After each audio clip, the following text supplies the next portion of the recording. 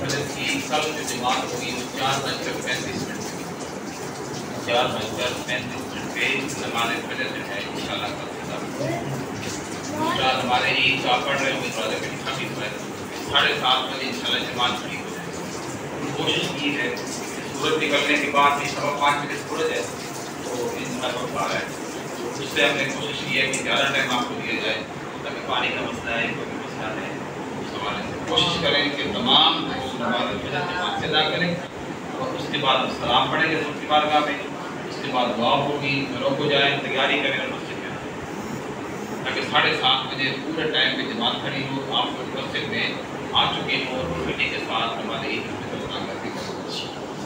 اللہ ہم سب کو آج کا موضوع جو ہے نا یہ ہمارا جو ملک ہے وطن پاکستان یہ وطن پاکستان کے حوالے سے بہت ہی اہم ترین موضوع ہے.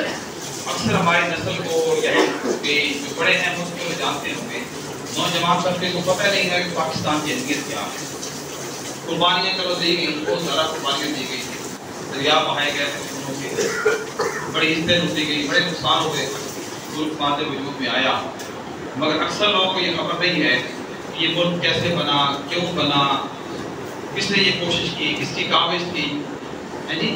پھر درمیان میں اگر اس پہ جنگ کی مسلط ہوئی ہے 2 بار وہ بچانے میں کردار کن کا تھا یہ بڑی تاریخی حقائق ہیں جو اکثریت ہمارے نسلوں کو یا نئی نسلوں کی خبر نہیں ہوتی. اس لیے آج وطن پاکستان کی وہ قدر نہیں رہی جو قدر ہونی چاہیے. اس لیے میں نے سوچا کہ موضوع باقی سب رکھتے رہتے ہیں یہ موضوع بھی لازمی ہونا چاہیے کیونکہ وطن کی محبت یہ بھی ایمان کا حصہ ہے. ہمارے فوجی جوان شہید ہوتے ہیں تو ان کو شہید کیوں کہتے ہیں؟ اس لیے شہید کہتے ہیں تو ہمارے ملک کے لیے پہرا دے رہے ہیں اور ملک کے لیے جان قربان کرتے ہیں. تو اصل میں ملک کے لیے بھی ہوتی ہے ملک میں رہنے والوں کے لیے جو جان قربان کر رہے ہوتے ہیں. ہم سکون سے سوئے پڑے ہیں کہ دیکھو اذان ہو رہی ہے اللہ کا ذکر ہو رہا ہے قرآن پڑھ رہے ہیں یہ سکون کیسے میسر ہے؟ اللہ کا کرم تو ہے ہی ہے مگر وہ جو لوگ پہلے دے رہے ہیں ملک کی سرحدوں پہ کھڑے ہیں سائیں رات کو ڈیوٹیاں دے رہے ہیں آ کے کھول کے دیکھ رہے ہیں کہ کوئی دشمن نہ خلاص ہو جائے. ہمارے شہروں میں جا کے لوگوں کی زندگی میں سکون نام کے ختم کر دے ان پہ نقصان نہ پہنچا دے غداری نہ ہو جائے غدار سے ہم لوگ فکر نہ شروع ہو جائے یہ سارا کچھ لوگ کر رہے ہوتے ہیں قربانیاں دے رہے ہوتے ہیں. اب یہ یاد رکھیں کہ آج کی ہماری گفتگو جو کہ وطن پاکستان کے حوالے سے ہے تو یہ ملک 14 اگست کی سہانی صبح اللہ پاک نے ہمیں بڑی پیاری میں بات کروں گا اور پیاری پھر کیوں نہ ہو وطن کے لیے بہت پیاری نہ ہو. جو لوگ جو مجبوری کے جانا چاہتے ہیں پھر شبہ چلے جائیں جو بیٹھے بس سے آگے ہو کے بیٹھے اور سنیں قرآن میں دفاع رمضان کا آپ کتنے دن ہے آپ کو شک و شبہ نہ رہا کہ چاند کب نظر آئے گا کلیئر ہے. اللہ ہمیں ہمارا بیٹھنا بھی قبول فرمائے اللہ بھی فرمائے. یہ وہ عظیم صبح ہے جو پاکستان کے مسلمانوں کے لیے آزادی کی نوید لے کر شروع ہوئی اور عام طور پر لوگ یہ سمجھتے ہیں کہ پاکستان 14 اگست کے دن بنا لیکن یہ حقیقت نہیں. پاکستان جو ہے یہ 14 اگست کے دن نہیں 14 اگست کی رات کو بنا. کیسے رات کو بنا تھا؟ پچھلے ہمارے تاریخ بھی لکھ رہے ہیں کہ رات کے 12 بجے پہلی بار ریڈیو پہ اعلان نشر ہوا تھا کہ ریڈیو پاکستان رات کے 12 بجے یہ پہلی بار ریڈیو پاکستان کی نشریات جاری ہوئی چلی اس پہ اعلان ہوا کہ کیا ہے یہ ریڈیو پاکستان. اور پھر وہ رات عام رات نہیں تھی بلکہ ماہ رمضان کی 27ویں رات سے یعنی لیلۃ القدر کی رات تھی. گھر گھر کوچے کوچے مسجد میں قرآن پڑھا جا رہا تھا. یعنی پاکستان میں کوئی ناچ گانا اس رات نہیں ہو رہا تھا کوئی ایسی حرکتیں کوئی ایسا کام نہیں ہو رہا تھا. فلم اور ڈراموں والا معاملہ اس وقت پاکستان میں نہیں ہو رہا تھا تو نہ ہی پاکستان کی گاہوں کے لیے بنا. آگے فرمایا یہی وجہ تھی کہ اس طرح کی بنا رات کو کوئی گانا ڈرامہ نہیں تھا کوئی ناچ اور فلم نہیں تھی کہیں بھی کوئی آتش بازی شور شرابہ نہیں تھا. نہ صرف اس دھرتی پر بلکہ ساری دنیا میں قرآن پڑھا جا رہا تھا. 27 رات جو تھی کہیں 28 ہوگی کہیں 26 ہوگی کہیں 27 یہ حال تھا. اور فرمایا جو صبح دن نکلا رات کو یہ حال تھا قرآن کے تراویح میں پڑھا جا رہا ہے کہ شہیدیں بہت ہوتے تھے. اب تو شہیدیں کم ہوتے ہیں شہید آپ جانتے ہیں آپ کی 10 دن میں قرآن پڑھنا آگے لوگ اسپیکر لگا کے پڑھاتے تھے سارے سواب کے لیے اب وہ بہت کم ہو گیا. शबीना में पढ़ा जा रहा था। रात कौन सी थी?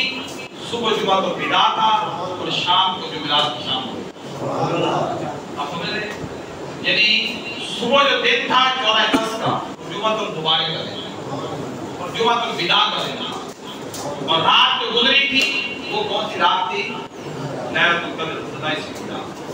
तो फरमाया बस पाकिस्तान बनने की पहली रात और पहला दिन ये बता रहा है कि ये मुल्क मुआशियात के लिए या आज़ादी के लिए नहीं बना, ये मुल्क सिर्फ और सिर्फ इस्लाम और इस्लामियात के लिए बना। इस्लाम और इस्लामियात के लिए बना है। और फिर आप पढ़ते हैं, सुनते भी हैं कि पाकिस्तान दो कौमी नजरिए की बुनियाद पर हासिल किया गया। अक्सर लोगों को पता नहीं दो कौमी नजरिया क्या था, कौन सा वो कौमी दो नजरिया था जिसकी बुनियाद पर अलग मुल्क की जरूरत पड़ी। वो दो कौमी नजरिए ये थे कि गैर आदम रहमतुल्लाह अलैह उन्होंने दो कौमी नजरिया पेश किया। उन्होंने कहा कि दो कौमी नजरिया ऐसा है, एक तो ये कि हिंदू और बाकी जितनी भी कुफर की कौमें हैं वो एक अलग कौम है, और मुसलमान हुजूर नबी करीम सल्लल्लाहु अलैहि वसल्लम के गुलाम और अहले इस्लाम एक अलग कौम है। ज़्यादा ये क्या है, ये इकट्ठे नहीं हो सकते, न इकट्ठे रह सकते हैं। ज़्यादा अल्लाह पाक ने हमें उन दो कौमी नजरिए की बुनियाद पर ये कामयाबी अता फरमाई कि मुसलमानों के लिए अलग की तालीम दिया गया और वादे।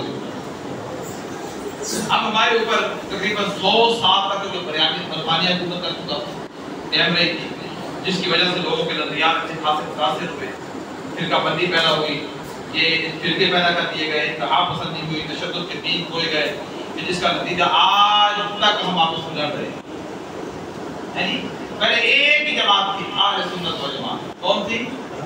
अंग्रेज ने क्या किया? उसके अंदर फिरकाबंदी पैदा कर दी मुसलमानों के अंदर। उन्होंने देवबंद अलग बना दिए, हदीस अलग बना दिए, इस तरह करके झगड़े पैदा करवाए। इंतहा पसंद मुसलमान आपस में शुरू हो गए, तो तू काफिर है, तू मुशरिक है, जैसे आज भी हो रहा है। अल्लाह हिदायत दे हम सबको, ये हाल हो रहा है। इसमें काफी सारे अब नाम आ रहे हैं, मैं नहीं चाहता कि इस स्पीकर से बैठ के, इस मजलिस में बैठ के उन शख्सियात के नाम रब जाने और वो जाने, उलमा देवबंद के बड़े नामवर शख्सियत के नाम जो पाकिस्तान बनने के खिलाफ। वो कहते नहीं, सारे एक ही कौम है, हिंदुस्तान हमारा मुल्क है, बस हम इसी को करते हैं। अल्लामा इकबाल रहमतुल्लाह अलैह का भी यही अकीदा था। आगे बताऊंगा कि उनका अकीदा फिर किसने चेंज किया, क्या हालात पैदा हुए, क्या कुछ नहीं हुआ इस मुल्क के लिए। ये ऐसे नहीं बन गया आज हम हवाओं में सुकून से बैठे हैं, सोते हैं, उठते फिरते, पहले चलिए कोई गाड़ी नहीं। हिंदुस्तान का हाल आज भी आपके सामने है, क्या हो पड़ा, क्या कर रहे हैं मुसलमानों के साथ।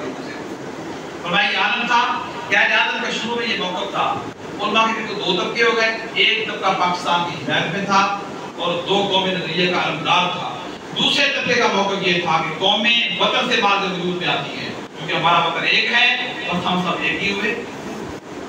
वो दूसरे ये कहते हैं जो खालिद होगा। अब शुरू में कह रहा था मोहम्मद रिजला रहमतुल्लाह अलैह बहुत बड़ी अजीम शख्सियत है, हमें आज तक कह रहा था की पहचान नहीं हुई। स्कूलों में रूटीन में पढ़ रहे हैं कि कह रहा था रहमतुल्लाह कहते ही कोई मोहम्मद अली जना क्या ज्यादा बस अल्लामा इकबाल रूटीन में ताल बच्चे पढ़ते स्कूलों में कोई इतना जानते।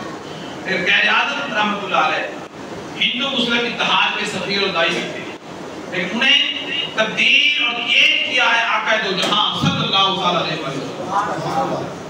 रही बात है कैसे, अब मैं आपको मोहब्बत बड़ा एक वाक़या सुना और जिम्मेदारी से सुना रहा हूँ, कोई रद्द भी नहीं कर सकता।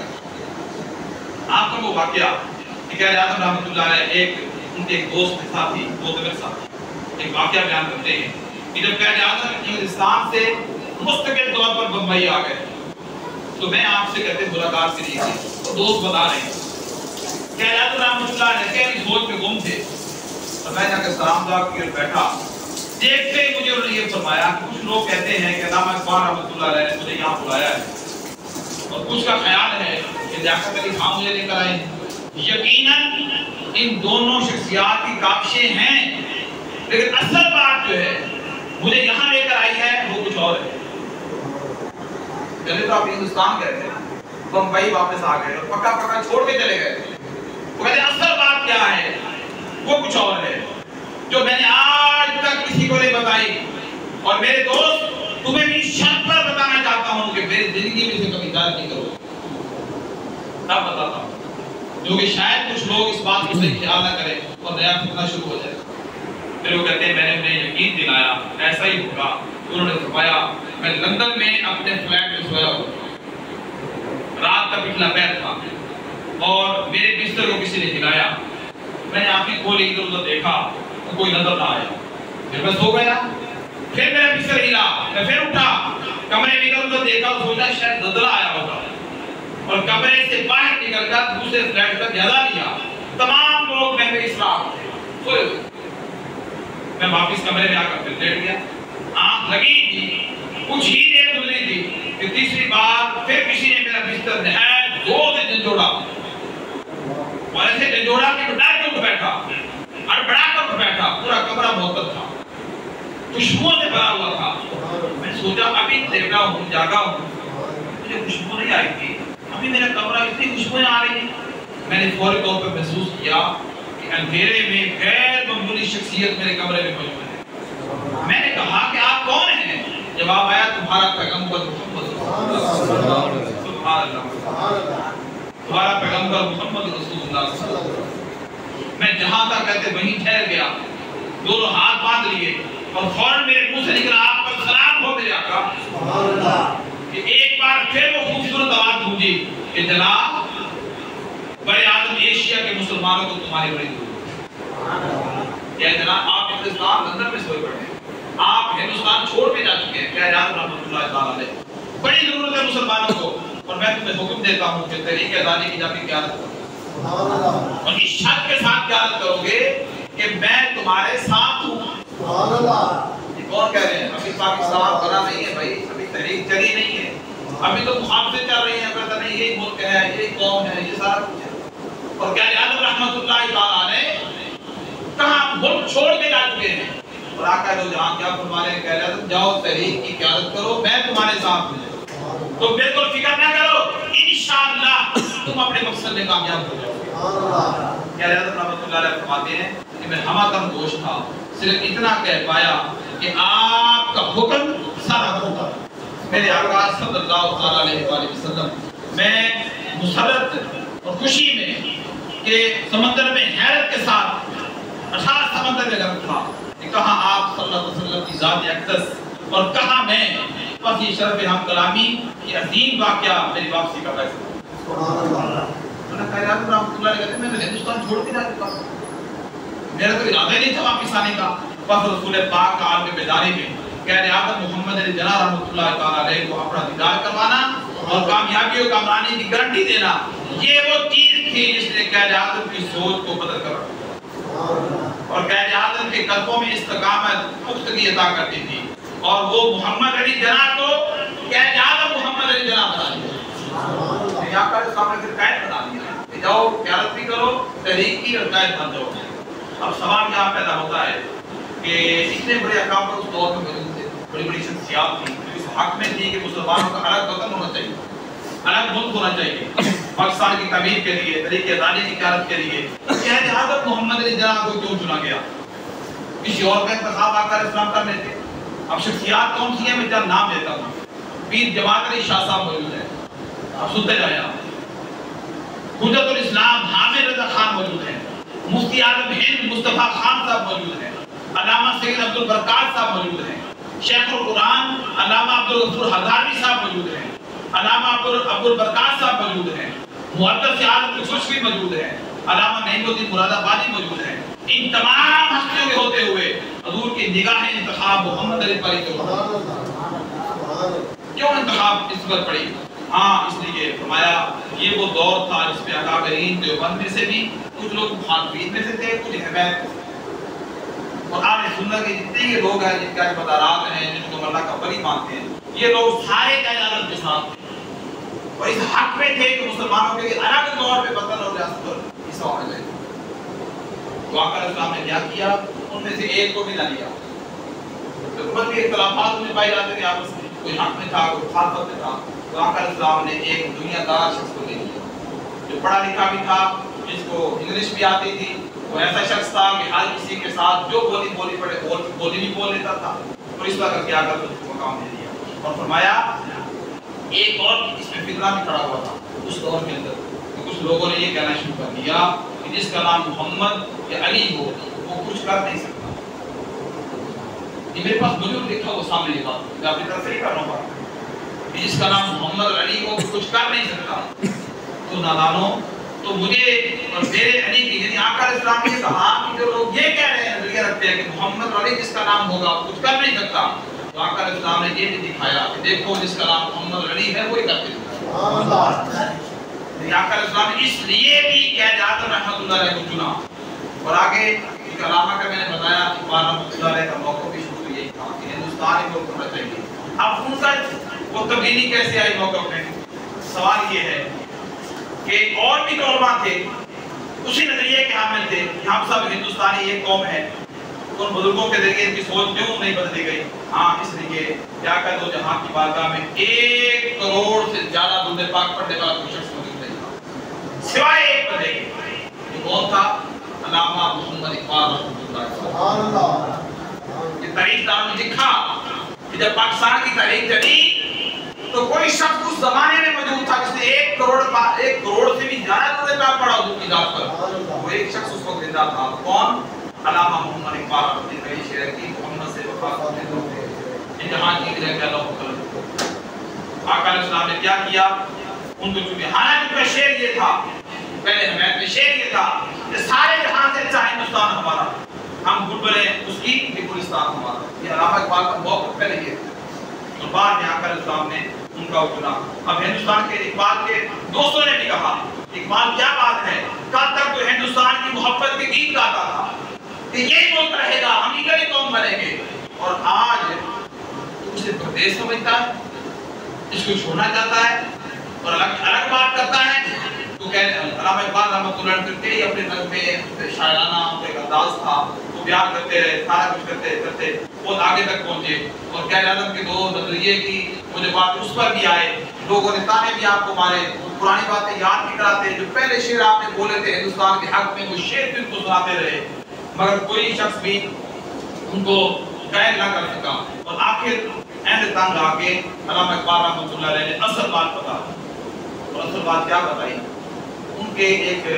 خاص حال میں خاص تھے محمد بخش کا نام یہ بھی یہاں پہ محمد بخش نام تھا فرماتے ہیں کہ ایک رات کو دیر تک علامہ صاحب جاگتے رہے اور مجھے بھی جگایا رکھا میں اٹھ کے جاتا سونے کے لیے کہتے نہیں ادھر آؤ بیٹھو میرے پاس جاگتے رہو سونا نہیں ہے وہ بیٹھنے کے پھر بیٹھ جاتا سے کافی ٹائم گزر گیا نا رات آدھی سے زیادہ ٹائم ہو گیا مجھے کہنے لگے ایک مہمان آنے والے ہیں ذرا ہوشیار ہو پھر ہم پہلے بھی شہری واقعہ سناؤ یہ جو میں نے سنایا کہ آنے والے تو آپ نے یہ کرنا ہے وہ کہنے لگے کہ میں ہوشیار ہو گیا مہمان آ رہا ہے اس کی خاطر تو آدمی کی کمی کوئی نہیں رہتی تو مہمان جب آئے تو دیکھا بڑی باروب شخصیت ان کے چہرے پہ روب سفید بڑی خوبصورت داڑھی روحانی چہرہ آئے تو میں تو خان کسی طرح دیکھ پایا اور کیا ان سے میں نے بات کرنی تھی میں تو ایک طرف نکل میں ہو کے کھڑا ہو گیا علامہ اقبال رحمۃ اللہ علیہ سے آ کے ملے مل کے بیٹھ کے بات شروع نہیں ہوئی تھی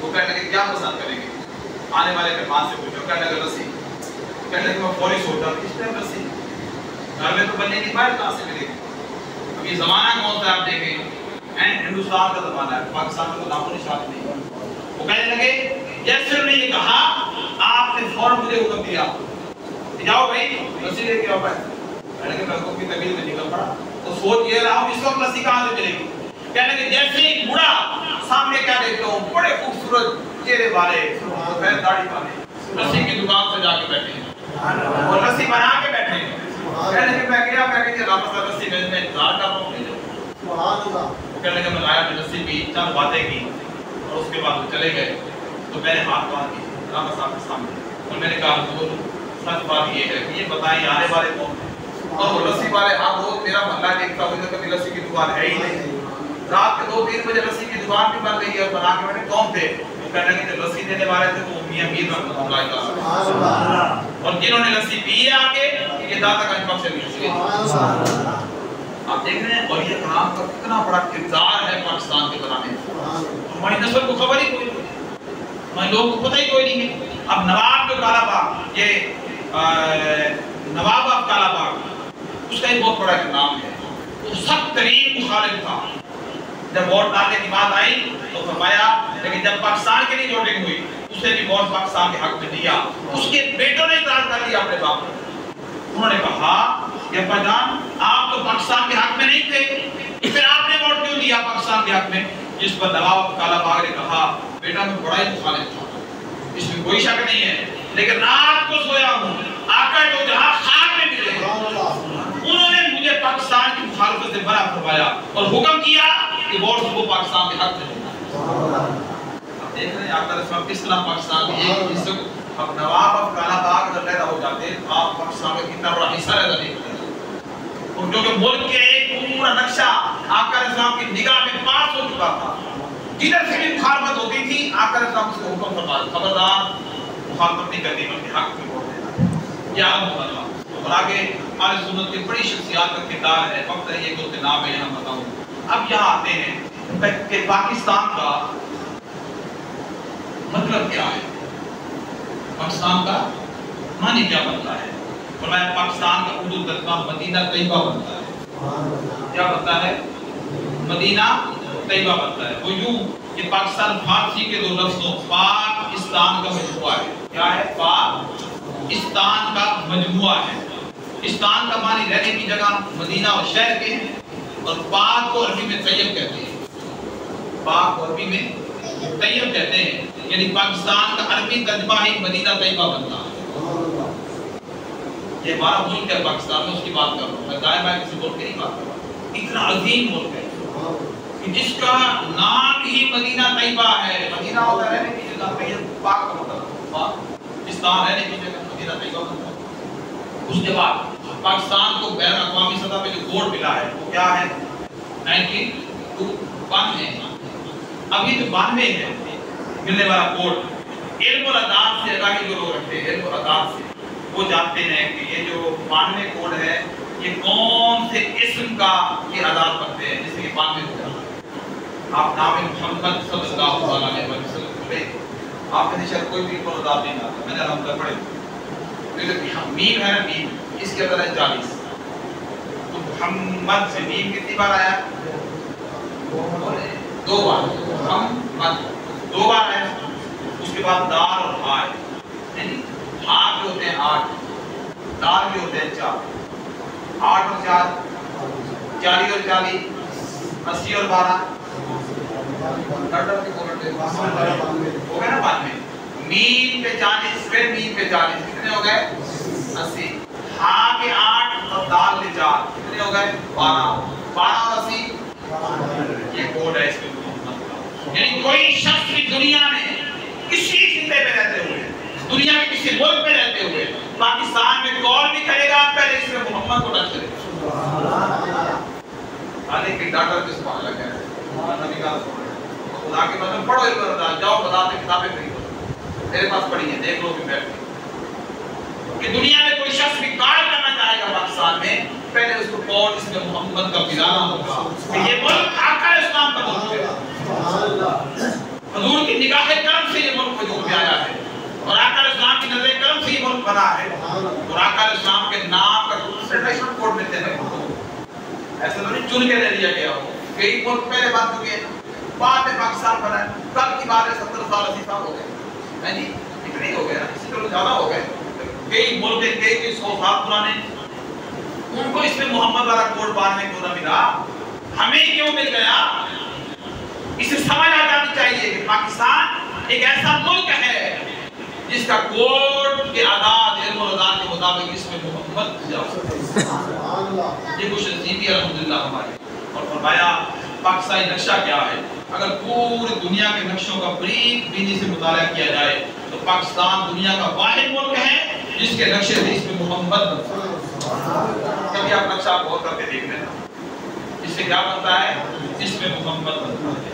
اب یہاں ہجرت اور نام میں مطابقت ہو گئی، ریاست مدینہ سے قیام سے پہلے بھی تاجدار کائنات کی معیت میں صحابہ کرام نے ہجرت فرمائی، اس طرح قیام پاکستان کے وقت بھی طریق کی سب سے بڑی ہجرت ہوئی۔ حضور قیام مبارک سے پہلے مدینہ طیبہ کا نام یثرب تھا، جس کا معنی یہ ہے کہ بیماریوں کا گڑھ، مگر آقا اسلام کے قدم پر جب فرمائے حضور نے تو اس کو مدینہ طیبہ کے نام سے منسوب کر دیا گیا۔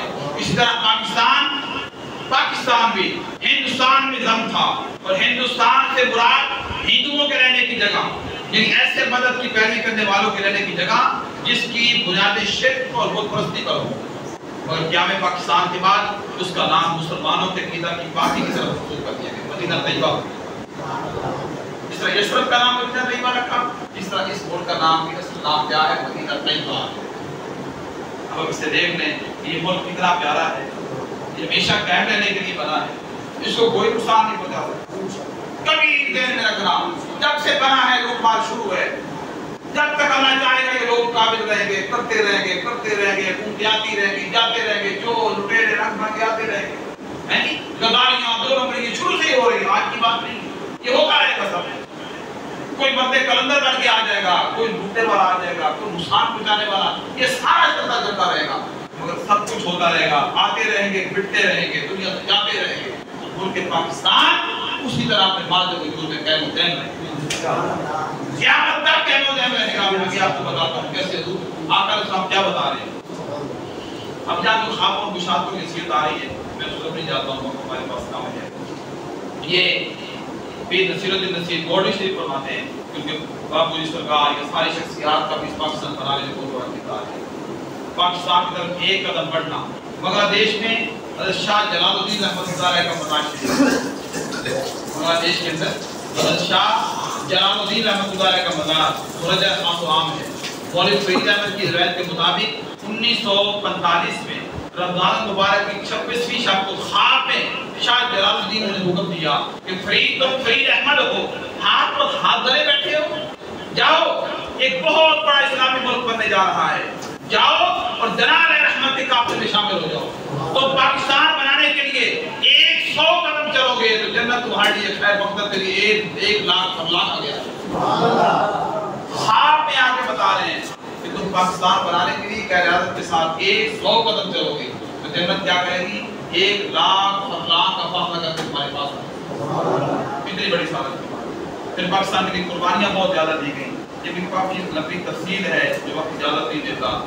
اب یہاں ایک بہت بڑا پیارا واقعہ آ رہا ہے آپ کے عقیدے کو درست کرنے کے لیے، پاکستان کے حوالے سے عقیدے کو درست کرنے کے لیے۔ کچھ عرصہ قبل کیا ہوا، کشمیر کی طرف سے پاکستان کا ایک فوجی انڈیا کا بارڈر کراس کر گیا تو وہاں کے مقامی لوگوں نے، سکھوں نے اسے پکڑ لیا اور انہوں نے یہ سمجھا انہوں نے تھا نہیں وہ ایسا سمجھا کہ شاید یہ سمگلر ہے، یا بنا لیا، یہ الزام لگا دیا اس طرح سمگلر ہے، تو انہوں نے پکڑ لیا، رات کو ایک گھر میں قید کر دیا، اس خیال سے کہ اس کو اپنی ملٹری اور دفاع کے حوالے کر دیں گے۔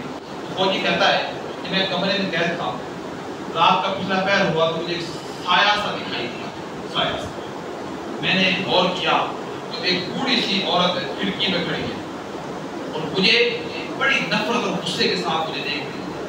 میں نے کہا بی بی جی کیا ماجرا ہے، اتنے غصے کے ساتھ مجھے کیوں دیکھ رہی ہو؟ اس نے بڑے غصے کے ساتھ کہا کہ ہم نے تمہیں پاکستان اس لیے بنا کر دیا تھا کہ تم اسمگلنگ کیا کرو گے۔ تو وہ کہتا ہے میں نے کہا بی بی پہلی بات تو یہ ہے کہ میں کوئی اسمگلر نہیں ہوں، میں پاکستان آرمی کا ایک فوجی ہوں جو غلطی سے سرحد پار کر بیٹھا ہوں، جیسے گھر بیٹھا فوری لوگوں نے مجھے پکڑ لیا۔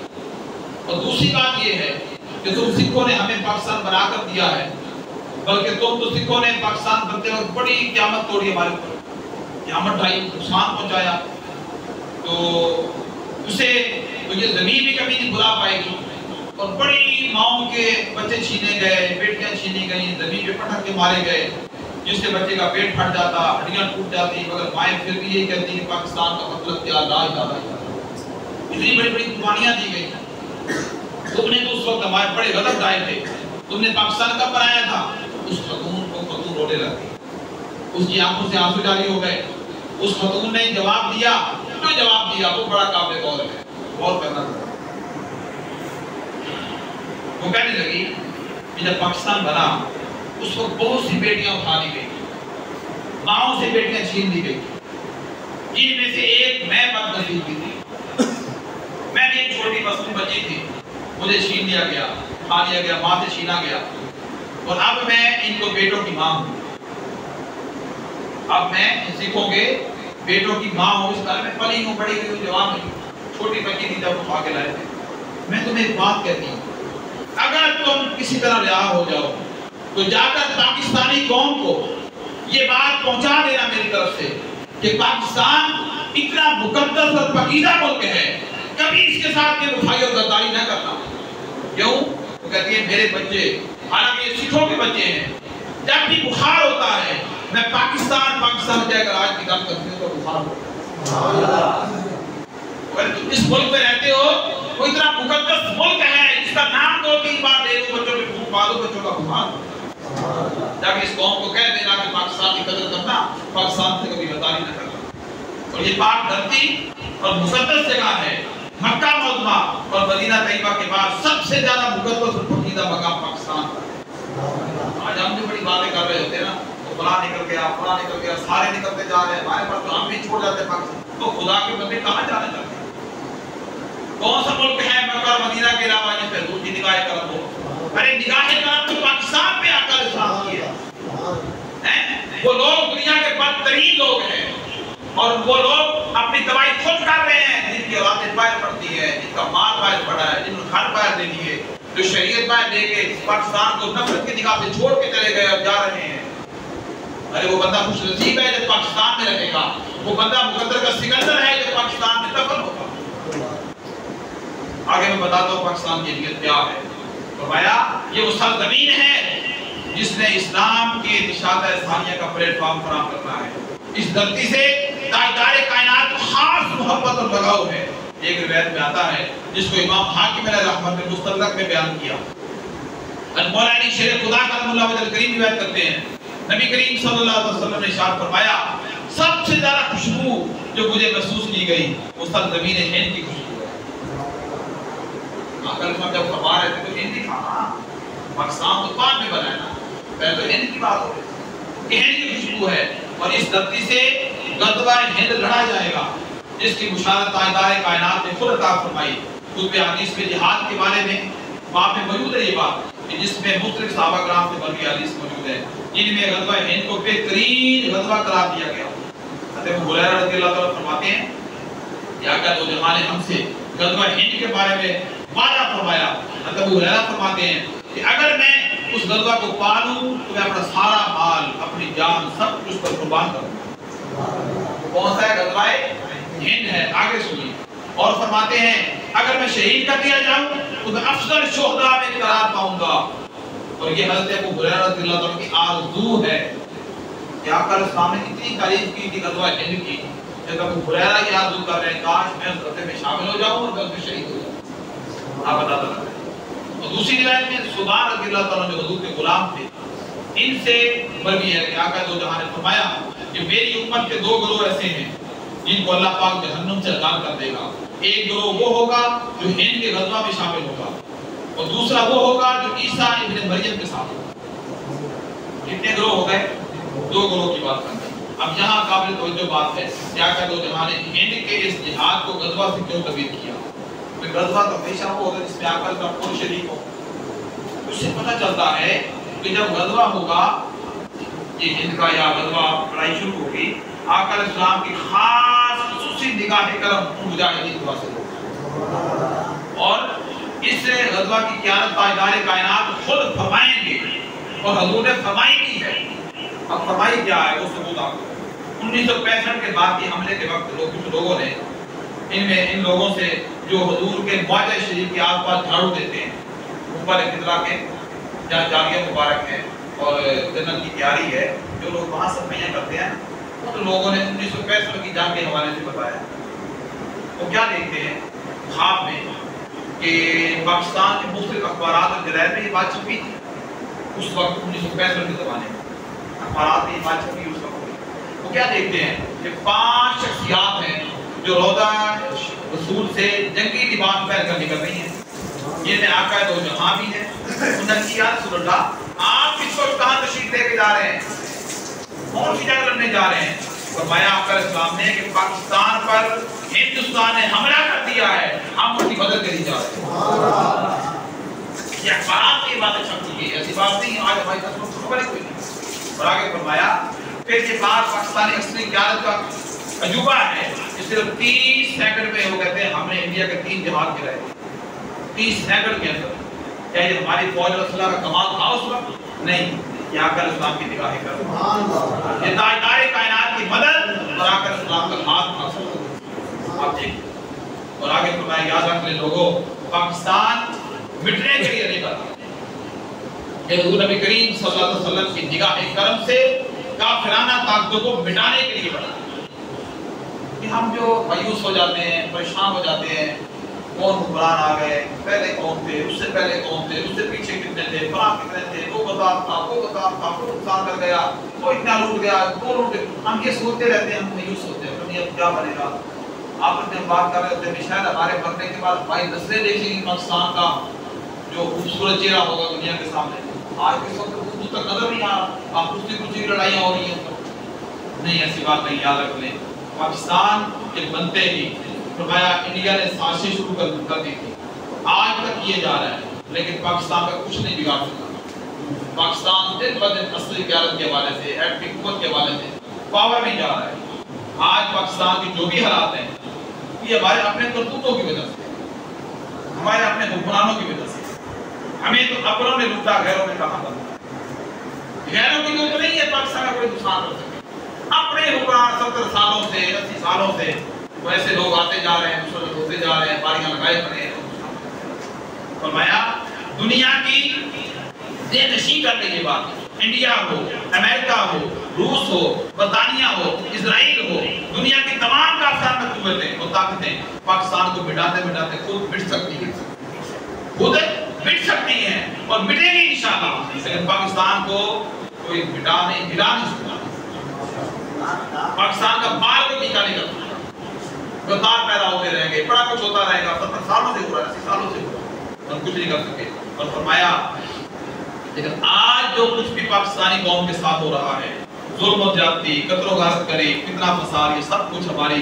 وعدہ خلافی کی سزا ہے کون سی وعدہ خلافی ہے کہ ہم نے پاکستان بنانے کے لیے کہا تھا پاکستان کا مطلب کیا لا الہ الا اللہ اور قانون ریاست کیا ہوگا محمد رسول اللہ اصل نعرہ یہ ہے قانون ریاست محمد رسول اللہ اور پاکستان کا مطلب لا الہ الا اللہ لیکن آج یہ نعرہ چھوڑ دیا گیا ہے کسی سیاسی جماعت میں مشہور ہے ہی نہیں کچھ جماعتیں ہیں جب وہ الیکشن کرنے آتے ہیں وہ قرآن خواہ کھا کے تقریر کرتے ہیں اسلام زندہ باد کانفرنس قرآن زندہ باد کانفرنس کر رہے ہوتے ہیں مگر وہ کیا کرتے ہیں صرف کرسی کے لیے کر رہے ہیں جب کرسی مل جائے حکومت مل جائے بادشاہت مل جائے وزارت مل جائے بس انہیں کوئی بات اسلام سے قرآن سے دین سے پاکستان سے اور فرمایا پھر ہمیں اس کی سزا یہ دی گئی ہے کہ ہمارے اوپر نائل ڈاکو لٹیرے چور قتل و غارت کرنے والے ایسے حکمران 70 سالوں سے مسلط ہوتے آئے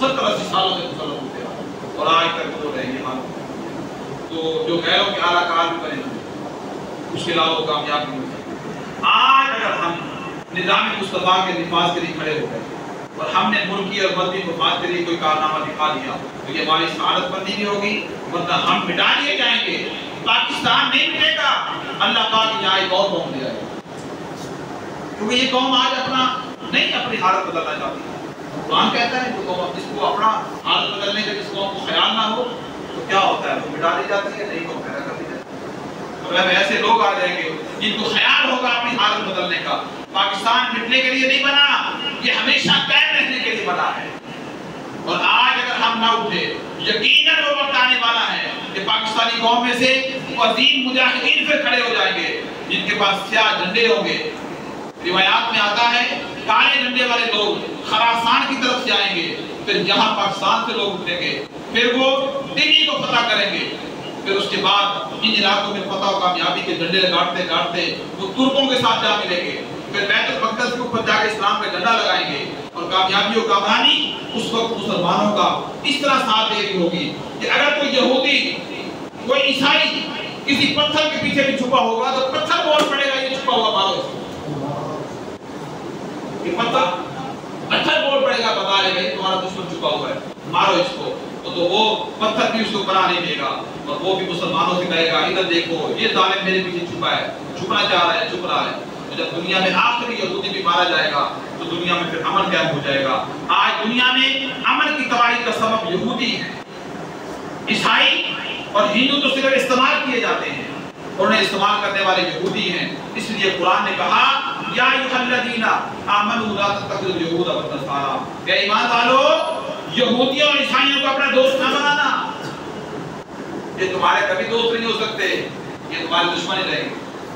دوست بن کر بھی بات کریں گے، دشمن بن کر بھی بات کریں گے، اور ایک دوسرے کے آپس میں ایک دوسرے کے دوست رہیں گے، پر تمہیں دوست نہیں بنائیں. جی ہاں، کیونکہ شریعت نے یہاں تک کہ ہمیں کہہ دیا کہ جو شخص صدقہ و خیرات کی ہمت نہ رکھے اسے چاہیے کہ یہودیوں پر لعنت کیا کرے. انہوں نے کہا کہ یہ کہیں گیا کہ یہودی دنیا کے لیے دنیا کے امن کو تباہ کر رہے ہیں، اور میں جو بندہ صدقہ دینے کی طاقت نہ رکھتا ہو، خیرات کرنے کی ہمت نہ کرے، اسے چاہیے کہ یہودیوں پر لعنت کرے، اللہ اسے صدقہ کا ثواب عطا فرمائے. سبحان اللہ. پہلی بار ایسا سوکھا کام، ایسا سوکھا کام نہیں ہے. امریکہ مردہ مار کہیں جا رہے ہیں، کہیں جا رہے ہیں، سریرے شاہ ہماری چوکی جہاز آ جائے آپ کتنے ہوں گے؟ نہیں، کیپٹن نے سیٹ پہ بیٹھے ہوں، اڑانا آئے گا لیکن تم پیچھے بیٹھ، کیوں؟ مجھے سیٹ کوئی نہیں، بس یہ آگ اڑانا ہے، امریکہ بھی جانا ہے. یہ کیا؟ یہ بھی غداری ہے بھائی، جانا صرف امریکہ جانے ہیں، طاقت جو کوئی اطلاع سے کریں جا رہے ہیں. تو ہم یہی کہہ رہے ہیں قرآن غدار ہے، وہ غدار ہے، وہ پہلے اپنے آپ کو دیکھیں کہ ہماری خواہش کس ملک پہ جا رہے ہیں. خدا کے بدل جانا چاہتے تو مدینہ جاؤ، مرنا چاہتے تو وہاں جا کے مرو، جانا چاہتے تو مکہ جاؤ، مرنا چاہتے تو مکہ میں مر جاؤ، حضور کے شہر میں جا کے مرو، حضور کے پڑوسی بن جاؤ. کہاں کیا کرنا ہے یہودیوں کے ملکوں میں جا کے جنہوں نے تباہ و برباد ہونا ہے، وہ امریکہ ہو، برطانیہ ہو، اسرائیل ہو، ہمیں کافروں کو ملک سے کیا لینا دینا. وہ تو پہلے تباہ و برباد ہونے یہی جانتے ملے کہ دین اسلام میں داخل ہو جائیں. کبھی دیر میں یہ راج نہ رکھا کریں کہ ہم امریکہ چلے جائیں، ہماری اولاد چلی جائے. یہ کوئی گیا ہو کو ملنے والا تو امریکہ گیا سیٹ ہو گئے اور وہاں وکیل ہو گئے. تمہارے دل میں لا جاتے کاش یاد میں بھی چلا جاتا ہے. پھر انگلش سیکھنی، انگلش سیکھ کے جانی پڑے گی. نہیں ذاتی بندو، اگر محبت کرنی ہے تو مکہ اور مدینہ سے بس. یہ محبت سب کچھ ہے، دنیا میں کامیابی ہے، آخرت میں کامیابی. اگر یہ محبت نہیں ہے تو پھر اگر ہم مسلمان بھی بنے رہیں اور امریکہ سے محبت بھی کریں تو مسلمان ہی نہیں رہے، حضور کا پھر ہمارے ساتھ تعلق نہیں رہے.